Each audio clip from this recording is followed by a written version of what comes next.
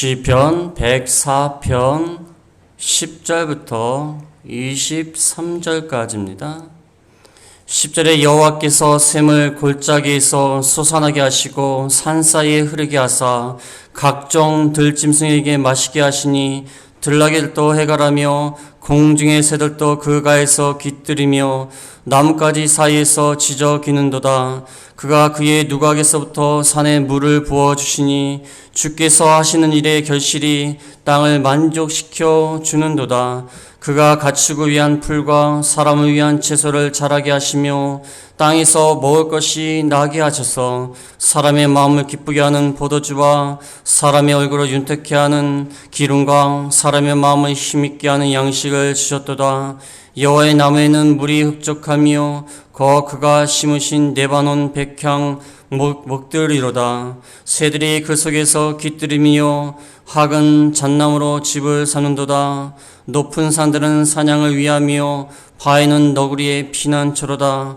여호와께서 달로 절기를 정하시며 해는 그 지는 때를 알도다. 주께서 흑암을 찌어 밤에 되게 하시니 살림의 모든 짐승이 기어 나오나이다. 젊은 사자들은 그들의 먹이를 쫓아 부르짖으며 그들의 먹이를 하나님께 구하다가 해가 돋으면 물러가서 그들의 굴속에 눕고 사람은 나와서 일하며 저녁까지 수고하는도다. 아멘. 이 말씀을 통하여 모든 만물의 아버지 하나님, 모든 만물의 아버지가 되시는 하나님. 시편 말씀이 오늘 긴 말씀이지만 이렇게 다 읽은 것은 이 시편이 한 폭의 그림과 같은 모습을 하고 있기 때문에 이렇게 다 읽은 것입니다. 일주일 동안 사시면서 이 말씀을 한번 묵상하시고 그림을 그려보면 좋습니다.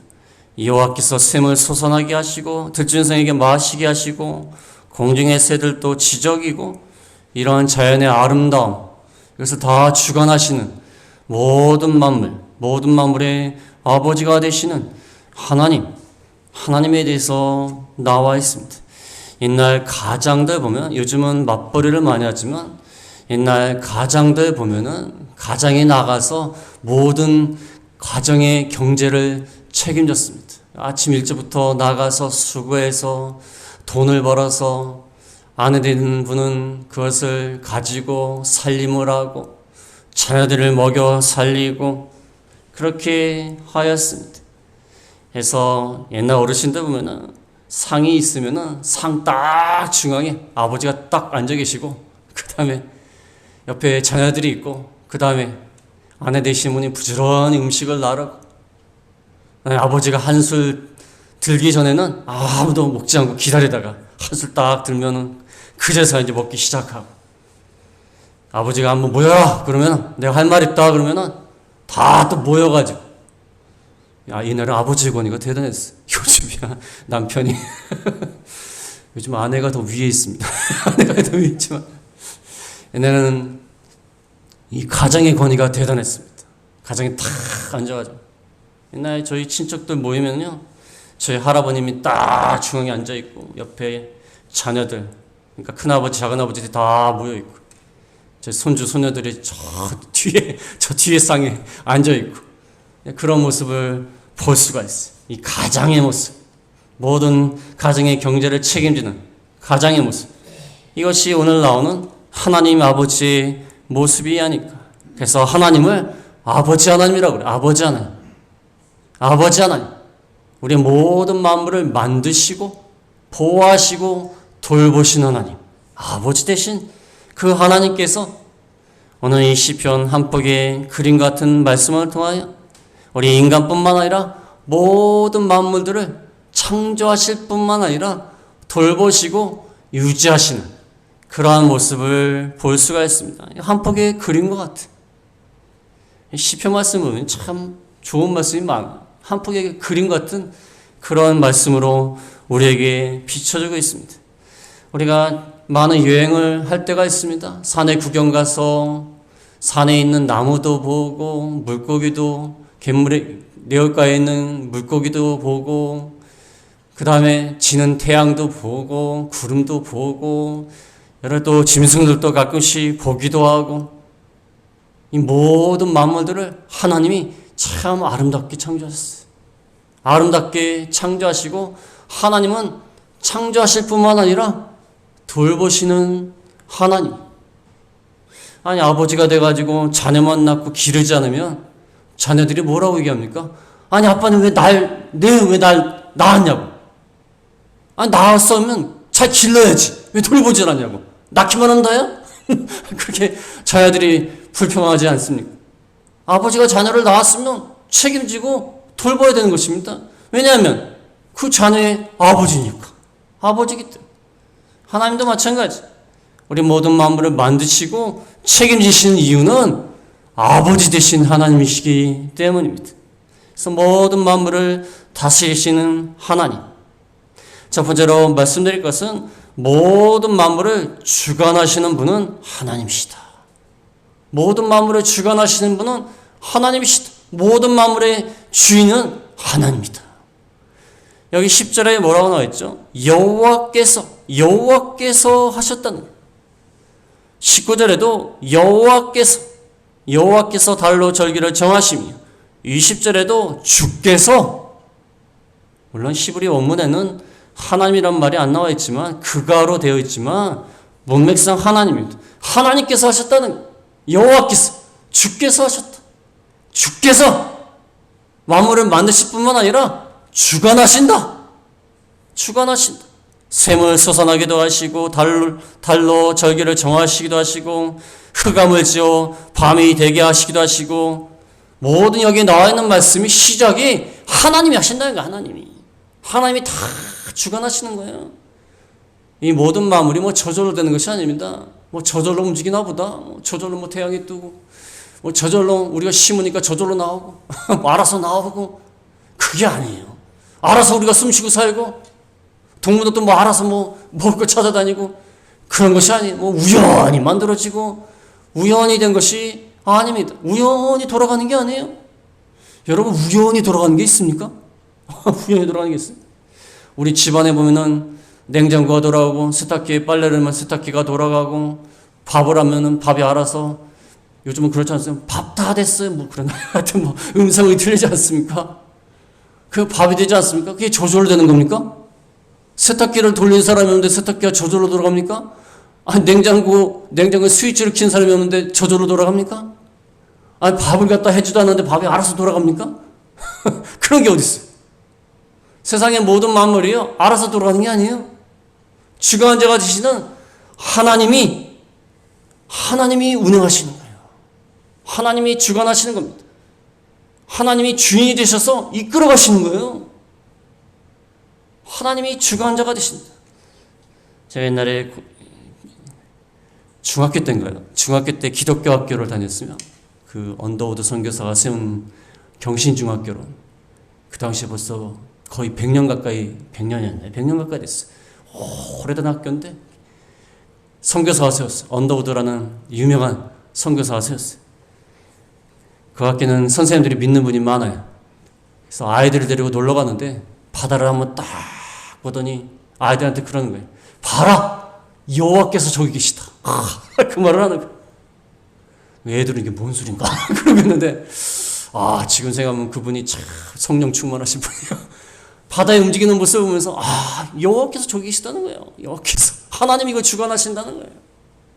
하나님을 믿지 않는 사람은 이게 우연이 되고, 어떻게 하다 보니까 되고, 그게 아니에요. 주관하시는 분이 있다는 것입니다.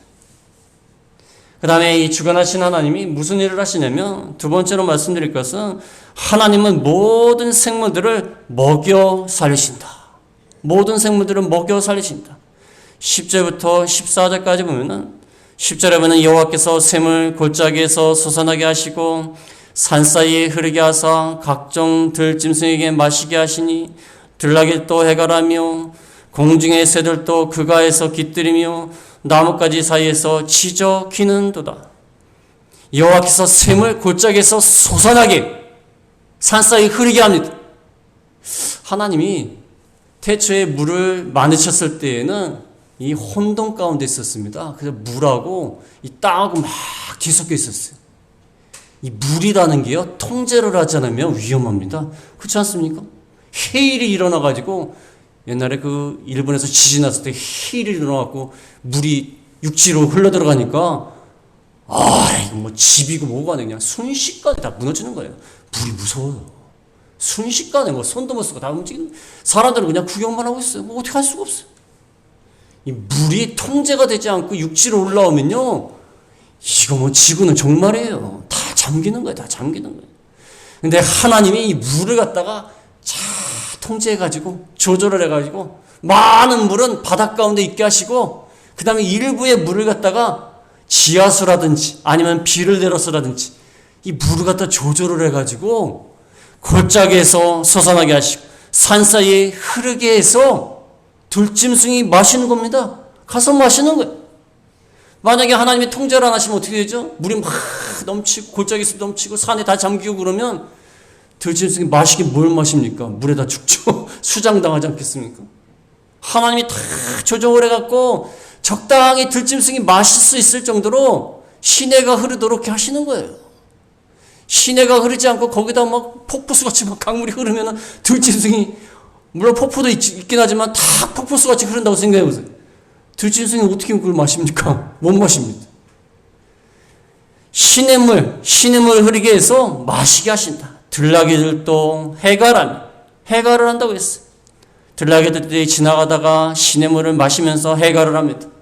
그 다음에 공중의 새들도 그 가에서, 샘물가에서, 냇가에 깃들이면서 나뭇가지 사이에서 지저귀는도다. 물을 들짐승뿐만 아니라 들나귀뿐만 아니라 공중에는 새까지도 마시게 하시는 거예요. 그래서 물을 다 먹여주시는 거예요. 들짐승도 먹게 하시고 새들도 먹게 하시고, 그래서 새들은 나뭇가지 사이에서 지저귀입니다. 노래하면서 행복하게 노래를 합니다. 새들이요, 지저귀 때 보면요, 노래하는 것 같아요. 어떨 때는 노래하는 것처럼 들려요. 본인의 마음이요, 슬프면요, 새가 지저귀는 게 슬픈 노래 들리지만 본인의 마음이 행복하면요, 뭐든지 다 노래하는 것처럼 들려요. 노래하는 것처럼. 나뭇가지 사이에서 새들이 물을 마시면서 흡족한 마음으로 지저귀는 거예요. 하나님께서 이렇게 물들로 하여금 들짐승과 새들을 먹고 마시게 하신다는 것입니다.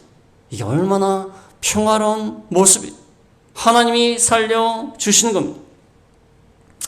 그 다음에 13절 14절에 보면 어떻게 또 먹여 살리시냐면 13절 14절에 보면 양식을 주신다고 했어요. 13절에 그가 그의 누각에서부터 산에 물을 부어주시니 주께서 하시는 일에 결실이 땅을 만족시켜 주는도다. 그가 가축을 위한 풀과 사람을 위한 채소를 자라게 하시며 땅에서 먹을 것이 나게 하셨어. 하나님이 땅에 있는 물만 조절할 뿐만 아니라 하늘에서 누각에서, 하나님이 누각에서 하신다고 했어요. 하늘에 있는 누각은 다락지입니다. 다락지.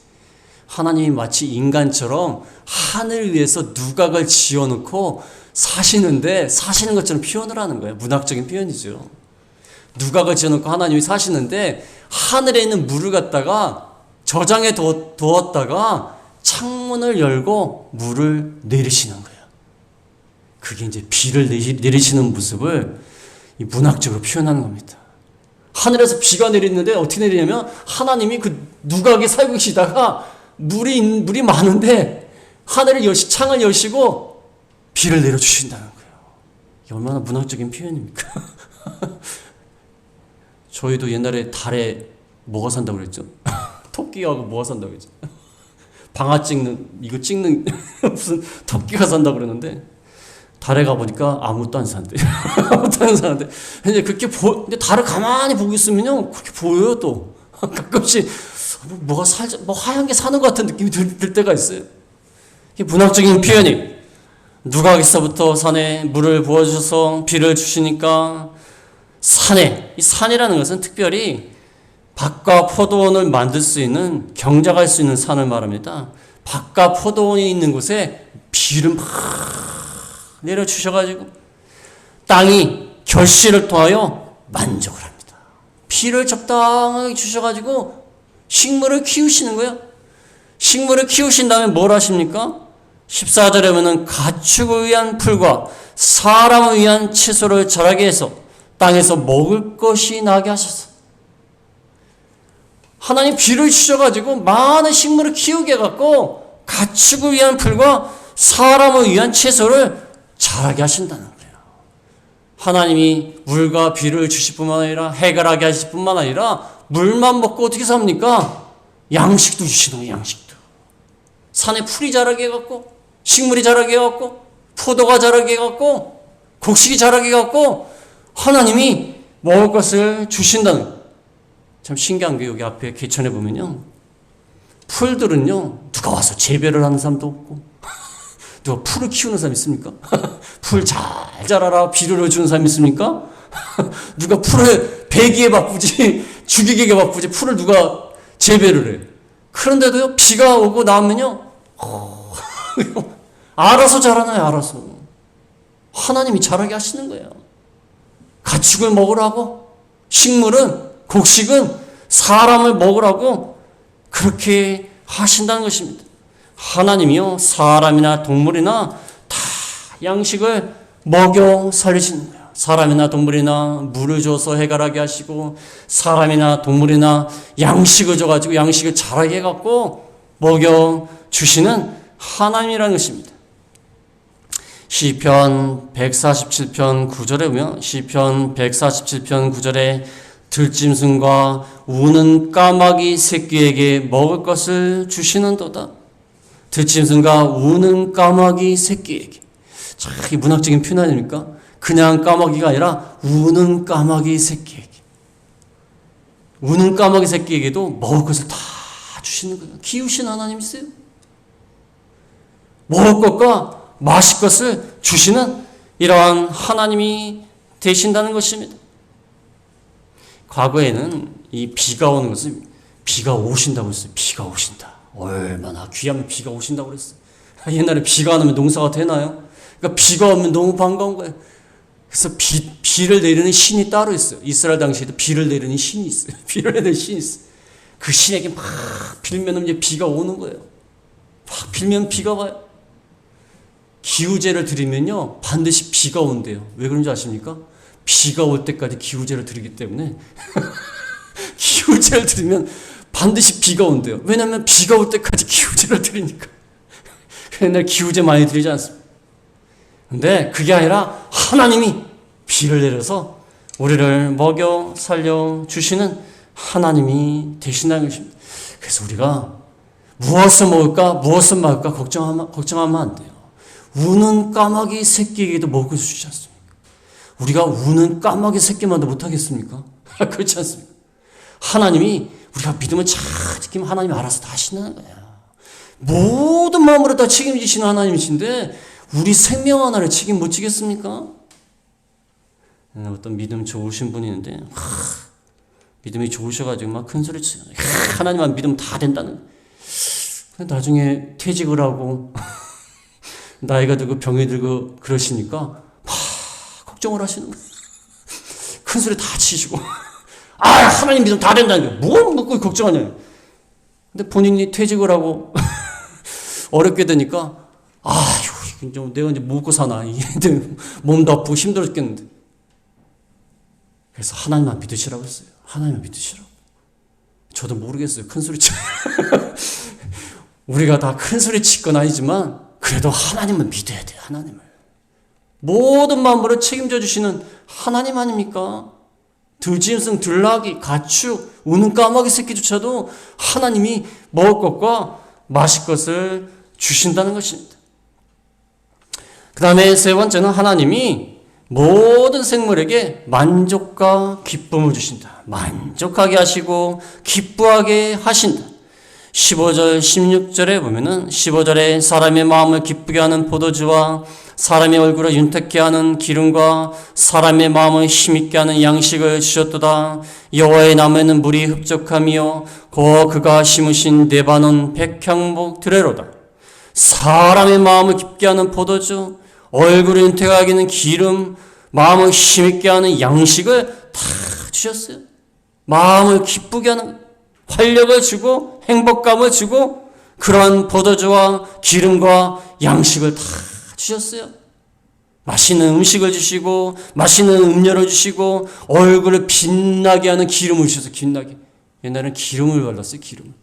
기름을 발라서 피부를 보호하고 또 약으로도 쓰였는데 이 기름을 가지고 우리를 윤택하게 해주시고 마음을 흡족하게 해주시고 기쁘게 하시는 그러한 하나님이 되신다. 먹는 기쁨 참 커요. 그렇지 않습니까? 먹는 거. 야, 오늘 뭐 먹는다. 그러면 기대하지 않습니까? 오늘 뭐 먹을까? 점심에 뭐 나올까? 옛날 군대 있을 때 보면은 군대밥이 맛이 없어요. 요즘 맛있는지 모르겠지만 맛이 없어요. 그래도 기대를 해요. 왜냐면 메뉴가 맨날 바뀌니까. 혹시나 오늘은 좋은 게 나오지 않을까 하는 기대감이 있어요. 그래서 맛있는 게 나오면요, 참 기뻐요. 군대 있을 때 아주 음식을 잘하는 주방장이 있었어요. 그 주방장이 왜 음식을 잘했냐면요, 사회 있을 때 5성급 호텔에서 요리한 요리사가 군대로 왔어요. 참 잘했죠. 얼마나 맛있게 하는지 몰라. 근데 그 아이가 제대할 때 많은 장병들이 슬퍼했어요. 많은 장병들이 슬퍼했어요. 얼마나 맛있게 하는지 몰라요. 호텔에서 일하던 아이기 때문에. 우리가 음식을 먹을 때요, 기쁨이 있어요. 기쁨. 만족감이 있습니다. 하나님이 우리에게 만족하게끔, 기뻐하게끔 해 주셨다는 거예요. 16절에는 사람뿐만 아니라 여호와의 나무에도 물이 흡족하며 그가 심으신 네바논 백향목에도 흡족하게 하셨다. 여호와의 나무는 아주 크고 강한 나무로 말해요. 크고 강한 나무가 뭐냐면 백향목이에요. 백향목은 40m나 자란대. 40m.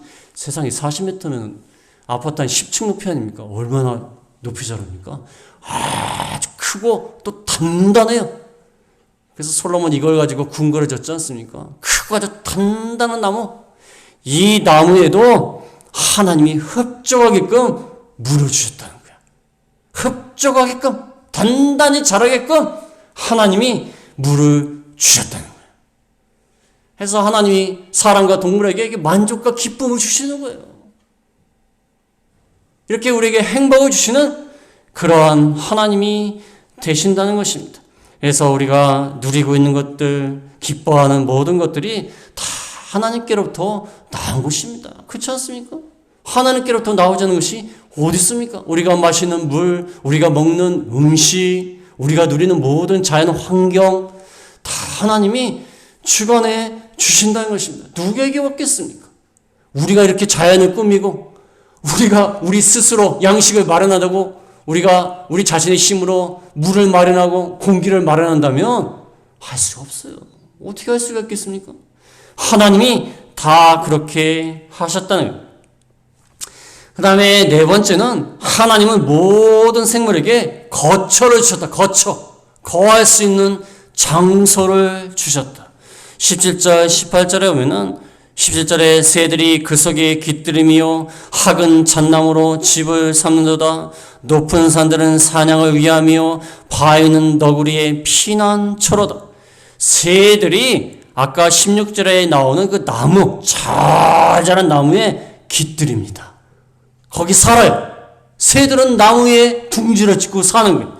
학은 황새를 말하는데 황새도 잣나무로 집을 짓고 나무 위에 둥지를 틀고 사는 겁니다. 새들은 나무에 둥지를 틀고 살아요. 그 다음에 18절에 높은 산들은 사냥을 위하며 바위는 너구리의 피난처로다. 높은 산들은 사냥이 살라고 마련하신 거예요. 높은 산에 우리가 가서 어떻게 삽니까? 그렇지 않습니까? 아니 높은 산에 개나 고양이나 가서 살 수가 있겠어요? 높은 산들은 사냥을 위해서 만들었다는 거예요. 필요 없는 장소가 없어요. 다 그 만물들에게 필요한 장소를 제공한 겁니다. 그 다음에 바위, 높은 산에 있는 바위는 너구리의 피난처가 되는 거예요. 그래서 바위는 바위대로, 높은 산은 높은 산대로 짐승들이 살 수 있게끔 장소를 다 마련하셨다는 거예요. 그러니까 필요 없는 장소가 없어요. 근데 인간들이 욕심으로 저 산에다가 집을 좀 참 좋겠다 그래갖고 막 해치는 거예요. 사람이 살 수 있게끔 막 평탄화 작업을 하고 집을 짓게끔 만드는 거예요. 거기가 사람이 살기는 힘들지만 원래 누가 거할 수 있는 장소입니까?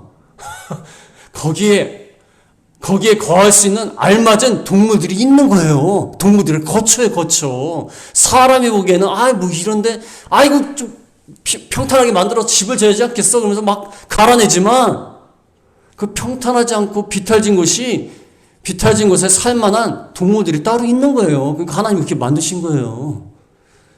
인간들이 욕심이 있어갖고 모든 자연을 갖다 다 자기가 살려고 아주 산들을 갖다가 해치는 거예요.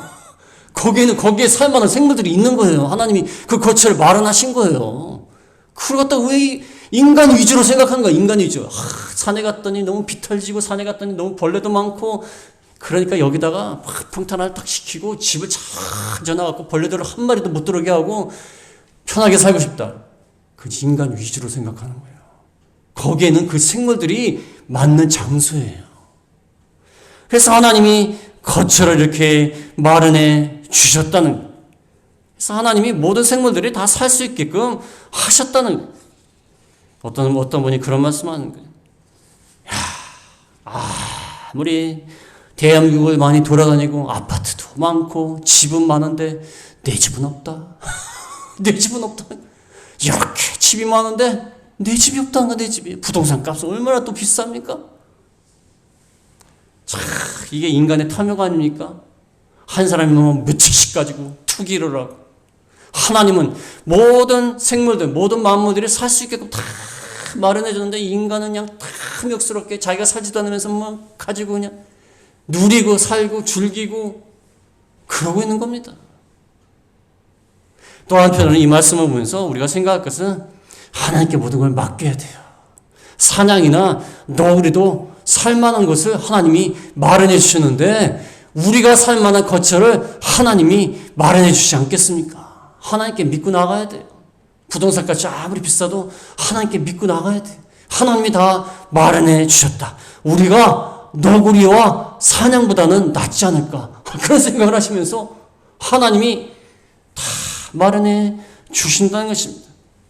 그 다음에 마지막으로 5번째는 하나님은 모든 생물들의 활동 주기를 정하신다. 활동할 수 있는 주기를 정하신다.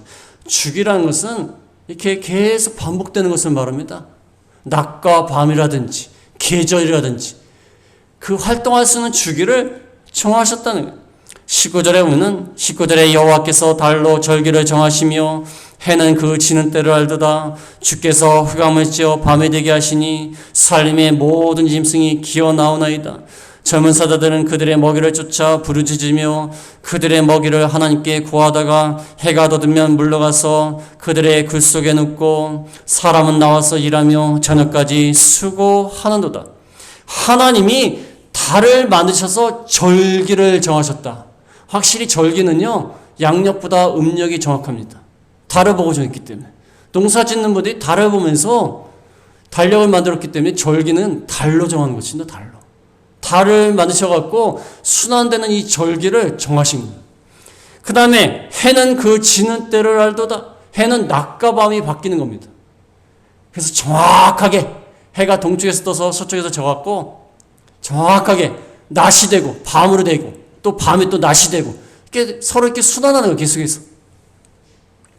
그래서 밤이 되면 뭐가 나옵니까? 흑암을 지어서 밤이 되게 하셨는데 밤에는 살림의 모든 짐승이 기어나와요. 밤이 되면 기어나와요. 그 중에 대표적인 게 젊은 사자예요. 젊은 사자가 기어나와서 먹이를 쫓아서 부르짖었습니다. 먹이를 구하는 때예요. 밤에 야상성이 그들의 먹이를 하나님께 구하는 거예요. 물론 젊은 사자가 두 손을 딱 모고 하나님께 구한다 그건 아니겠죠. 하나님께 의존한다는 거예요. 젊은 사자를 하나님 먹이신다는 거예요. 근데 밤이 되니까 나와요. 그러다가 22절에 보면 해가 돋으면 물러가서 굴속에 가서 쉬는 겁니다. 밤에 일하다가 먹이를 찾다가 다시 해가 뜨면 낮이 되면 굴속에 가서 눕는 거예요. 이제 쉬는 거예요. 그러면 짐승들을 쉴 때 사람은 뭐합니까? 23절에 사람은 나와서 일하며 저녁까지 수고하는도다. 하나님이 낮과 밤 이렇게 돌리시는 거예요. 계속 돌리셔서 밤이 되면 밤에 일하는 동물들이 나와서 일하게 하시고 그 다음에 낮이 되면 사람들이 나와서 일하게 하시고 이렇게 활동의 주기를 정하신 거예요. 하나님이. 그래서 사람들이요 밤에 일하면요 피곤합니다. 밤에 일하면 피곤하고요. 여러분 밤에 일하시는 분들이요 수명이 단축된대요. 밤에 일하면. 사람은 낮에 일하라고 하나님 만드신 거예요. 낮에. 근데 굳이 밤에 일하면 물론 힘든 일 있을 때는 밤에 일하겠지만 밀린 일 있으면 밤에 일하겠지만 하나님이 그렇게 활동 주기를 만드셨다는 거예요. 근데 인간들이 하도 돈을 많이 벌고 문명을 자꾸 발전시키느라고 밤에 일하는 거예요. 저기 서울의 동대문 가면요 밤 12시부터 시작합니다. 시작해요. 그때부터 시작을 해요. 이 일을 시작해요. 밤 12시가 되면 보통 다 문을 닫고 잠을 자지 않습니까? 12시 가면 대낮이에요. 대낮. 그때부터 시작이에요. 그때부터 시작을 한다고 사람들이 다 그러더라고요. 근데 그게 좋은 게 아니에요. 하나님이 활동 주기를 다 정해주셨어요. 밤에 나와서 활동하는 짐승들은 밤에 나와야 돼요. 밤에 나와서 막 돌아다녀야 돼요. 그 동물들은 거기 맞게끔 하나님이 또 만드신 거예요. 하나님이 맞게끔 만드신 거예요. 활동 주기를 만드신 거예요. 근데 밤에 사람들이 일하면 수명도 단축되고요. 보통 범죄자들이 어느 때 활동합니까? 밤에 활동해요. 비정상이에요. 비정상. 왜 낮에 가지 못합니까? 뭔가 부끄러우니까 그런 거예요. 그래서 하나님이 이렇게 활동 주기까지 다 정하신다. 그래서 오늘 말씀을 통하여 한편의 그림 같은 이런 말씀이 하나님 모든 만물을 지으실 뿐만 아니라 그것을 보존하고 돌보시는데 모든 만물이요 각자 나름대로 다 움직여요. 식물들은 뭐 꽃을 맺고 열매를 맺고 자라고 다 합니다. 동물들은 먹이를 찾고 또 사람들은 열심히 또 농사하고 각자 다 움직여요. 그러나 중요한 건 뭐죠? 그 모든 것들을 하나님이 조화롭게 하시는 거예요. 상생하는 거예요. 상생해요. 서로 상생하게끔 하나님이 조화롭게 하는 거예요. 하나님이 왜 나무를 자라게 하십니까? 새들을 위한 거처를 만드시기 위해서. 하나님이 왜 물을 공급합니까? 시내로 왜 흐릅니까? 짐승과 사람이 마시라고. 얼마나 이게 아름답습니까? 하나님이 태초에 천지 만물을 창조하셨을 때 얼마나 아름답게 창조하셨겠어요? 그때는 서로 잡아먹지도 않아요. 모든 만물들이 서로 화합하고 조화롭고 서로 도와주고 상생하고. 우리가 하나님 앞에 가면요 그런 나라로 가는 거예요. 그런 나라로 가는 거예요. 근데 이게 인간이 범죄에서 타락했다 할지라도 지금 만물을 봐도요 얼마나 아름답게 조화를 이룹니까? 그래서 오늘 말씀을 통해서 우리가 해야 될 일은 뭐냐면 만물을 잘 돌봐야 돼요. 그게 우리에게 주시는 말씀이에요. 만물을 잘 돌봐야 돼요.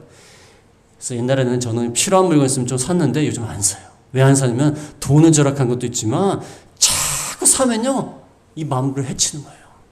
그래서 자꾸 재활용해야 돼요. 요즘 그거 있지 않습니까? 당근. 그래서 보지 않으세요? 당근. 요즘 당근 가지고 이렇게 당근 만날 때 참 웃겨요. 혹시 당근이십니까? 하면서 물건 이렇게 돈 주고 이렇게 서로 이렇게 하는데 무슨 간첩도 저가지지 않은데 이게 물건을 갖다가 서로 있는 물건을 서로 교환하는 게 참 좋아요. 필요한 사람끼리 서로 교환하고 싸게 좀 팔고.